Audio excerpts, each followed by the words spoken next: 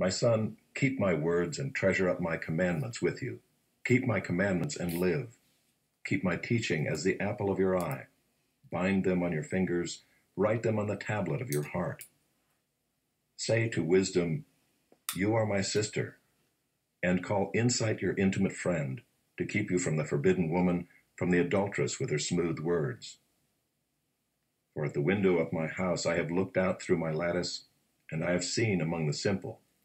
I have perceived among the youths a young man lacking sense, passing along the street near her corner, taking the road to her house in the twilight, in the evening, at the time of night and darkness.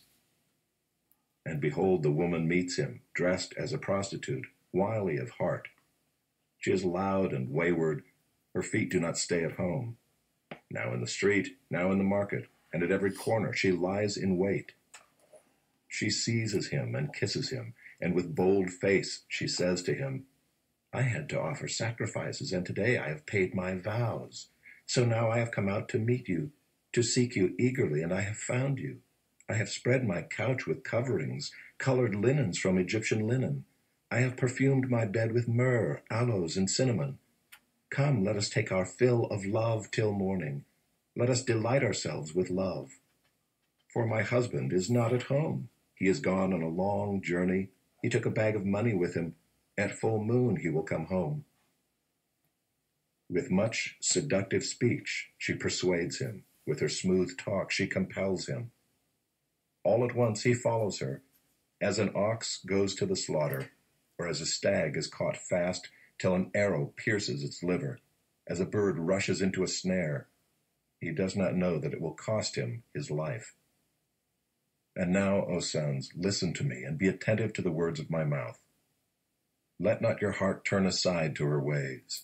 Do not stray into her paths, for many a victim has she laid low, and all her slain are a mighty throng. Her house is the way to Sheol, going down to the chambers of death. Does not wisdom call? Does not wisdom call? Does not understanding raise her voice?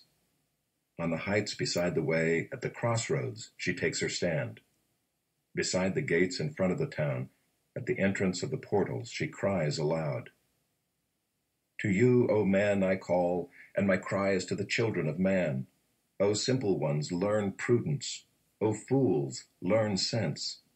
Hear, for I will speak noble things, and from my lips will come what is right, for my mouth will utter truth. Wickedness is an abomination to my lips. All the words of my mouth are righteous. There is nothing twisted or crooked in them. They are all straight to him who understands, and right to those who find knowledge. Take my instruction instead of silver, and knowledge rather than choice gold, for wisdom is better than jewels, and all that you may desire cannot compare with her. I, wisdom, dwell with prudence, and I find knowledge and discretion. The fear of the Lord is hatred of evil. Pride and arrogance in the way of evil and perverted speech I hate. I have counsel and sound wisdom. I have insight, I have strength. By me kings reign and rulers decree what is just. By me princes rule, and nobles all who govern justly. I love those who love me, and those who seek me diligently find me. Riches and honor are with me, enduring wealth and righteousness. My fruit is better than gold, even fine gold, and my yield than choice silver. I walk in the way of righteousness, in the paths of justice, granting an inheritance to those who love me, and filling their treasuries. The Lord possessed me at the beginning of his work, the first of his acts of old. Ages ago I was set up, at the first, before the beginning of the earth. When there were no depths I was brought forth, when there were no springs abounding with water. Before the mountains had been shaped, before the hills I was brought forth, before he had made the earth with its fields, or the first of the dust of the world. When he established the heavens, I was there. When he drew a circle on the face of the deep, when he made firm the skies above, when he established the fountains of the deep, when he assigned to the sea its limit so that the waters might not transgress his command, when he marked out the foundations of the earth, Then I was beside him, like a master workman, and I was daily his delight, rejoicing before him always, rejoicing in his inhabited world, and delighting in the children of man. And now, O sons, listen to me. Blessed are those who keep my ways. Hear instruction and be wise, and do not neglect it.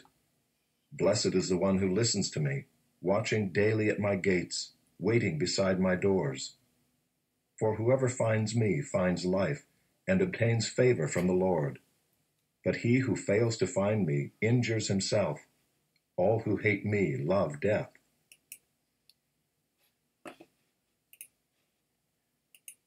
To the choir master, a song, a psalm. Shout for joy to God, all the earth. Sing the glory of his name. Give to him glorious praise. Say to God, how awesome are your deeds! So great is your power that your enemies come cringing to you.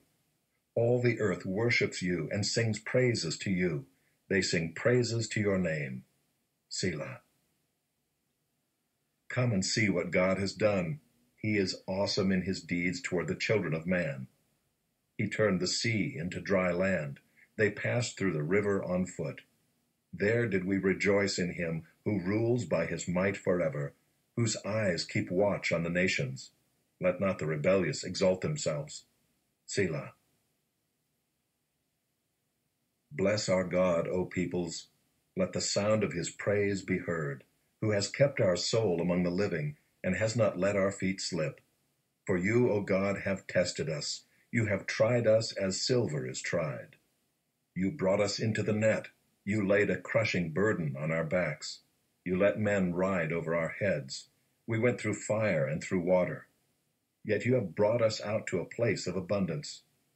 I will come into your house with burnt offerings. I will perform my vows to you, that which my lips uttered and my mouth promised when I was in trouble. I will offer to you burnt offerings of fattened animals, with the smoke of the sacrifice of rams. I will make an offering of bulls and goats. Selah. Come and hear, all you who fear God, and I will tell what he has done for my soul. I cried to him with my mouth, and high praise was on my tongue. If I had cherished iniquity in my heart, the Lord would not have listened. But truly God has listened. He has attended to the voice of my prayer. Blessed be God, because he has not rejected my prayer or removed his steadfast love from me. After this, Jesus went away to the other side of the Sea of Galilee, which is the Sea of Tiberias. And a large crowd was following him because they saw the signs that he was doing on the sick. Jesus went up on the mountain, and there he sat down with his disciples. Now the Passover, the feast of the Jews, was at hand. Lifting up his eyes then, and seeing that a large crowd was coming toward him, Jesus said to Philip, "Where are we to buy bread so that these people may eat?" He said this to test him, for he himself knew what he would do. Philip answered him, 200 denarii worth of bread would not be enough for each of them to get a little. One of his disciples, Andrew, Simon Peter's brother, said to him, "There is a boy here who has 5 barley loaves and 2 fish, but what are they for so many?" Jesus said, "Have the people sit down." Now there was much grass in the place, so the men sat down, about 5,000 in number. Jesus then took the loaves, and when he had given thanks, he distributed them to those who were seated. So also the fish, as much as they wanted. And when they had eaten their fill, he told his disciples, "Gather up the leftover fragments, that nothing may be lost." So they gathered them up and filled 12 baskets with fragments from the 5 barley loaves, left by those who had eaten. When the people saw the sign that he had done, they said, "This is indeed the prophet who is to come into the world." Perceiving then that they were about to come and take him by force, to make him king, Jesus withdrew again to the mountain by himself. When evening came, his disciples went down to the sea, got into a boat, and started across the sea to Capernaum. It was now dark, and Jesus had not yet come to them. The sea became rough because a strong wind was blowing. When they had rowed about 3 or 4 miles, They saw Jesus walking on the sea and coming near the boat, and they were frightened. But he said to them, "It is I, do not be afraid." Then they were glad to take him into the boat, and immediately the boat was at the land to which they were going. On the next day, the crowd that remained on the other side of the sea saw that there had been only one boat there, and that Jesus had not entered the boat with his disciples, but that his disciples had gone away alone. Other boats from Tiberias came near the place where they had eaten the bread after the Lord had given thanks. So when the crowd saw that Jesus was not there, nor his disciples, they themselves got into the boats and went to Capernaum, seeking Jesus. When they found him on the other side of the sea, they said to him, "Rabbi, when did you come here?" Jesus answered them, "Truly, truly, I say to you, you are seeking me not because you saw signs, but because you ate your fill of the loaves. Do not work for the food that perishes, but for the food that endures to eternal life, which the Son of Man will give to you. For on him God the Father has set his seal." Then they said to him, "What must we do to be doing the works of God?" Jesus answered them, "This is the work of God, that you believe in him whom he has sent." So they said to him, "Then what sign do you do that we may see and believe you? What work do you perform? Our fathers ate the manna in the wilderness. As it is written, he gave them bread from heaven to eat."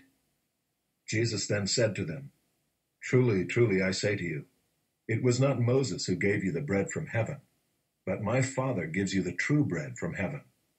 For the bread of God is he who comes down from heaven and gives life to the world." They said to him, "Sir, give us this bread always." Jesus said to them, "I am the bread of life. Whoever comes to me shall not hunger, and whoever believes in me shall never thirst. But I said to you that you have seen me, and yet do not believe.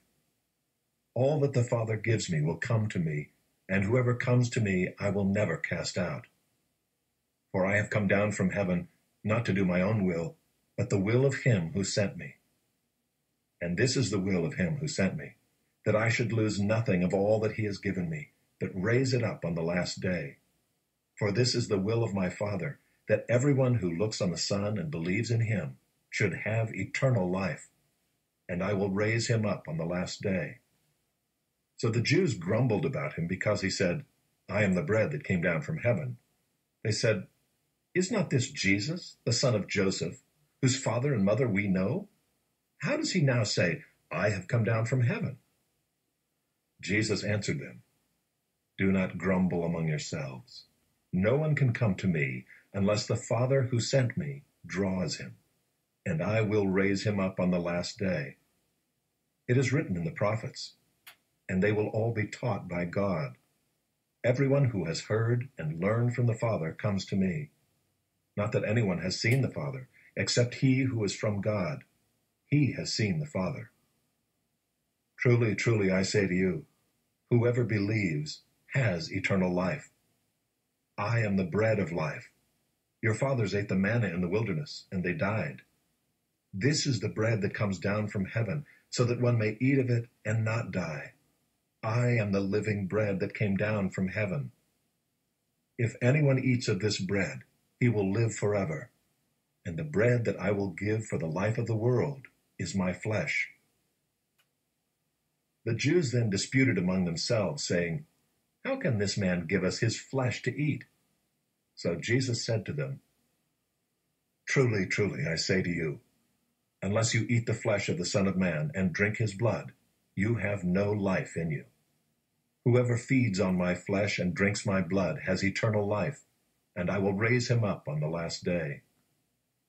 For my flesh is true food, and my blood is true drink.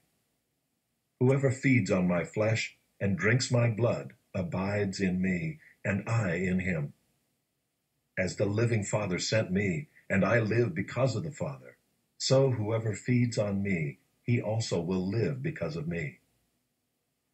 This is the bread that came down from heaven, not like the bread the fathers ate and died. Whoever feeds on this bread will live forever." Jesus said these things in the synagogue as he taught at Capernaum. When many of his disciples heard it, they said, "This is a hard saying. Who can listen to it?" But Jesus, knowing in himself that his disciples were grumbling about this, said to them, "Do you take offense at this? Then what if you were to see the Son of Man ascending to where he was before?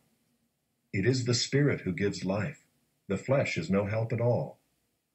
The words that I have spoken to you are spirit and life. But there are some of you who do not believe." For Jesus knew from the beginning who those were who did not believe, and who it was who would betray him. And he said, "This is why I told you that no one can come to me unless it is granted him by the Father."